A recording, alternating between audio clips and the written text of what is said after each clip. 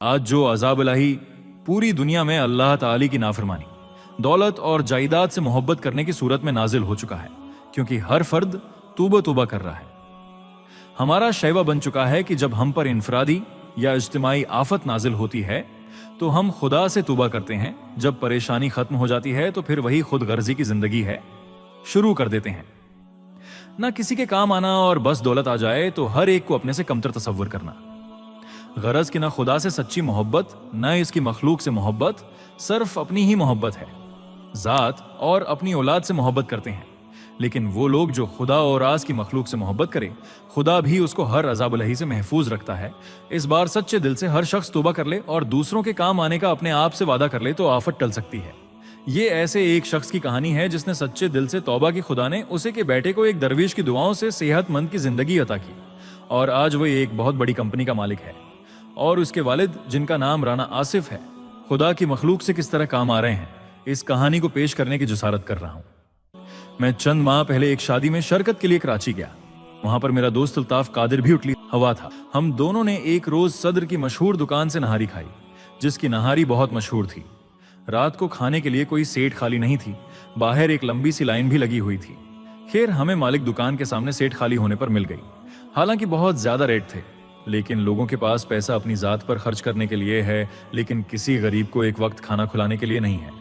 फिर हमने बीरे से पूछा, ये बाहर लंबी सी लाइन लगी हुई है, ये कौन लोग हैं? क्या मालिक की तरफ से उनको मुफ्त खाना तकसीम होगा? उसने आहिस्ता से कहा, वो सामने जो मालिक बैठा है, ये तो किसी एक को खाना मुफ्त न खिलाए। काफी उर्सा इसी टाइम एक आदमी खामोशी से आता और मालिक को रकम देकर चला जाता है, लेकिन आज उस शख्स को किसी ने नहीं देखा। लाइन खत्म हो जाती है मगर खाना खत्म नहीं होता। बड़ी बरकत है उस शख्स की कमाई में, जो भी है उस दौर का दरवीश है। खैर, हम लोग नहारी खाने में मसरूफ थे। उसी असना में सादा से कपड़ों में एक आदमी बैग लेकर मालिक के पास आया। मालिक उसको लेकर अंदर कमरे में चला गया। जो मालिक दुकान किसी गाहक को खातिर में नहीं ला रहा था, वो उसकी इज्जत व एहतराम से रुखसत करके बाहर तक आया। जैसे उमूमन हम हर एक को गलत रवैये से देखते हैं, मेरी भी सोच ऐसी थी। जब हम खाना खाकर बाहर आए तो वो भी शख्स बाहर जरूरतमंद लोगों की लाइन में खड़ा था। ना चाहते हुए मैंने कहा, ये कौन आदमी है जिसको मालिक दुकान ने इतनी अहमियत दी?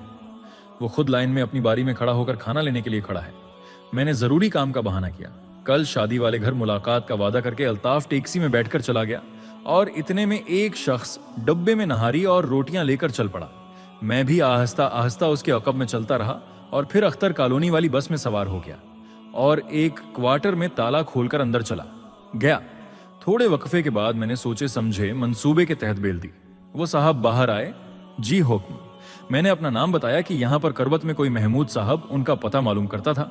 वो मुस्कुराते हुए बोले, आप सदीकी होकर झूठ बोलते हैं, आप तो मेरा पीछा सदर से कर रहे हैं। बाहर कैफ बोलें सी कसम की इमदाद दरकार है और मुझे एक अलमारी खोलकर बोले, जिस कदर जरूरत हो रकम ले लें। वो अलमारी नोटों से भरी थे और ज्यादातर नोट बड़ी रकम वाले यानी 5000 वाले थे। नहीं जनाब, आपकी दुआओं से मैं माकूल पेंशन लेता हूं, इस पर मेरा कोई हक नहीं है। मैंने कहा, फिर क्या चाहते हैं?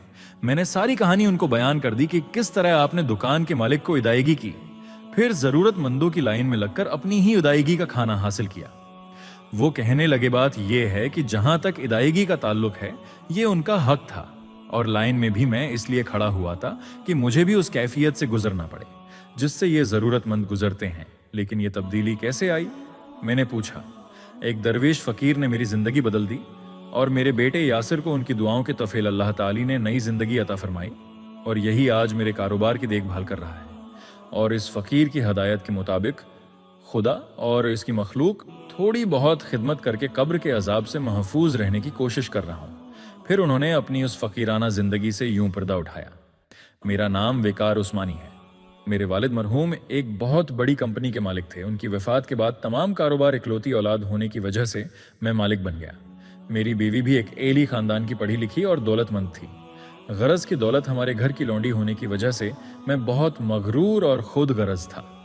न कभी ज़कवा खैरात की थी और न अपने से गरीब रिश्तेदारों से राना, तो दरकनार उनको अपने घर आने पर जलेल करके घर से निकाल देता था। मेरा एक बेटा था, मैंने उसको आली तालीम दिलवाई, लेकिन अचानक उसको एकदम अजीब वजीब बीमारी लग गई। वो जोर से चलाता और उसका दर्द से बुरा हाल हो जाता। मैंने पाकिस्तान और यहाँ तक कि बाहर के ममालिक के डॉक्टरों को दिखाया, मगर मेरा बेटा चंद माह में सूख कर हड्डियों का ढांचा बन गया और डॉक्टरों ने जवाब दे दिया कि ये चंद माह का मेहमान है। फिर मुझे अपने खुदा की याद आई और खुदा ने मुझे गुरूर की सजा बेटे की बीमारी की सूरत में दे दी। जब वो पकड़ता है तो कोई छुड़ाने वाला नहीं होता। मैं और बेवी रो रो कर अपने गुनाहों की माफी तलब करते। मैंने जकवा खीरात देनी शुरू कर दी। माह रमजान मैंने और बीवी ने पूरी रोड़े रखे और अल्लाह ताली माफी के साथ ये दुआ करते, या अल्लाह हमारे बेटे को कम से कम ईद तक जिंदा रहने देना। इस तरह में रमजान में और मेरी बीवी रोजा इफ्तारी के लिए दस्तर खवा पर बैठे थे। अचानक किसी ने बेल दी। मैंने बाहर आकर देखा तो एक दरवीश नमा आदमी खड़ा था। कहने लगे, बेटे मेरा रोजा अफ्तार करवा सकते हो? मैं इज्जत व एहतराम से उनको दस्तर खुआ पर ले आया। रोजा खोलने में देर थी। अचानक मेरे बेटे ने जोर जोर से चलाना शुरू कर दिया और रोने लगा। हमें लगा कि शायद उसका वक्त करीब आ गया है। मैं और मेरी बीवी दीवानावार रोते हुए उसके कमरे में दाखिल हुए और वो दरवीश आदमी बोला, हौसला करो, अल्लाह ताली पर भरोसा रखो, कुछ नहीं होगा, आप लोग बाहर जाएं। हम दोनों मियाँ बेवी रोते हुए बाहर आ गए। आवाजें आनी बंद हो चुकी थीं। थोड़ी देर बाद मस्जिद से अजान की आवाज आई, अल्लाह अकबर, अल्लाह अकबर। हमने रोजा अफ्तार किया। फिर हम दोनों हजरात करीबी मस्जिद में नमाज पढ़कर वापस आए तो मेरी बेवी, जो चंद लम्हे पहले रो रो कर पागल हो रही थी, खुशी से दरवीश के पांव में गिर पड़ी। उस्मानी साहब की दुआओं के तफेल हमारा बेटा ठीक हो गया था। मैं भी उनके पांव में गिर पड़ा और अपने बेटे को दीवाना वार प्यार करते खुशी से पागल हो रहा था। अच्छा जनाब, रोजा अफ्तार कराने का बहुत बहुत शुक्रिया।